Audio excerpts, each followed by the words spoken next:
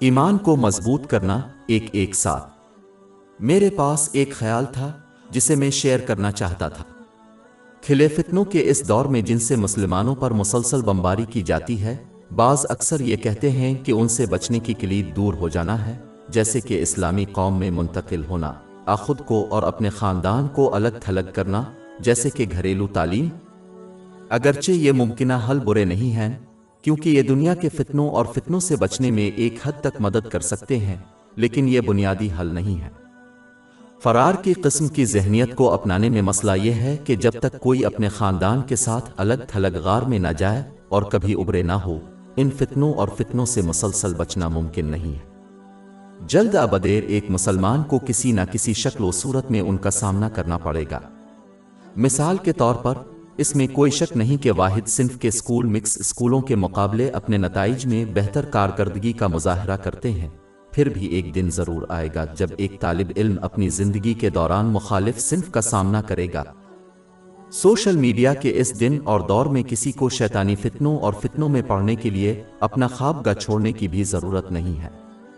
یہاں تک کہ اگر کوئی خاندان کسی اسلامی ملک میں چلا جائے جسے آج کل تلاش کرنا ناممکن نظر آتا ہے، پھر بھی انہیں ان فتنوں اور فتنوں کا سامنا کرنا پڑے گا، کیونکہ ہر ملک اور شہر کی اپنی اپنی نوعیت ہوتی ہے۔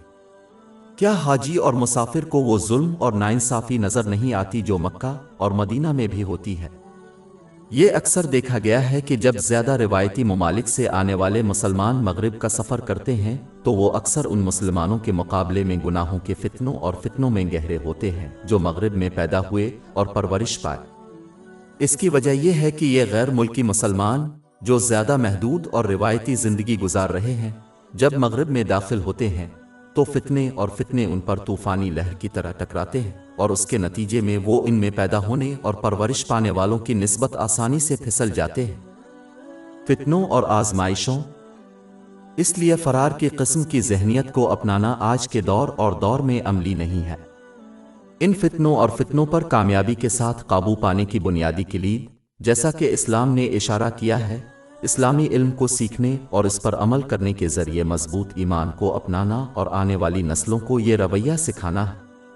مضبوط ایمان اس بات کو یقینی بنائے گا کہ ایک مسلمان تمام فتنوں اور فتنوں کا مقابلہ کرتے ہوئے ثابت قدم رہے، چاہے وہ کہیں بھی کیوں نہ ہو، ان نعمتوں کا استعمال جاری رکھ کر جو انہیں اللہ تعالیٰ کی خوشنودی کے لیے دیا گیا ہے، جیسا کہ قرآن پاک میں بیان کیا گیا ہے۔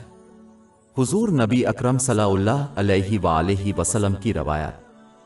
یہ تعلیم نوجوان مسلمانوں کو اسلام میں پائی جانے والی ممنوعات کے پیچھے کی حکمتیں سکھائے گی۔ فرار کی قسم کی ذہنیت کو اپنانے سے یہ تعلیم نہیں ملے گی، یہ صرف ان فتنوں اور فتنوں تک رسائی سے کچھ پابندیاں فراہم کرے گی، ایک مجرم کی طرح جو عارضی طور پر جیل میں بند ہے۔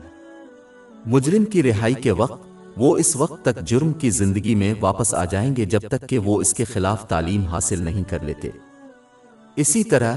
ایک نوجوان مسلمان میں فطری خواہشات ہوں گی جو ان دنیاوی فتنوں اور فتنوں سے بھڑکتی ہیں، اور اس تعلیم کے بغیر وہ غالباً ناکام ہوں گے جب ان کا امتحان ہوگا۔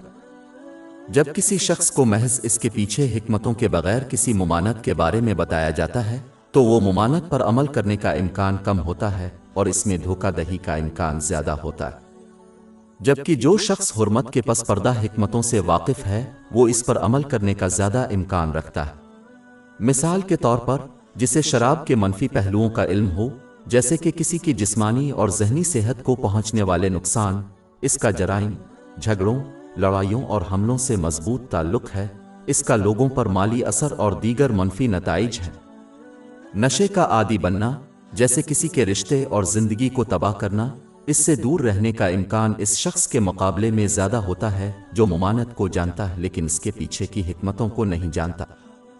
آخر میں، ایک مسلمان کو عملی اقدامات کرنے چاہیے تاکہ وہ اور ان کا خاندان فتنوں اور شیطانی فتنوں سے بچ سکے، لیکن انہیں معلوم ہونا چاہیے کہ اس کے حصول کے لیے بنیادی قدم تعلیم،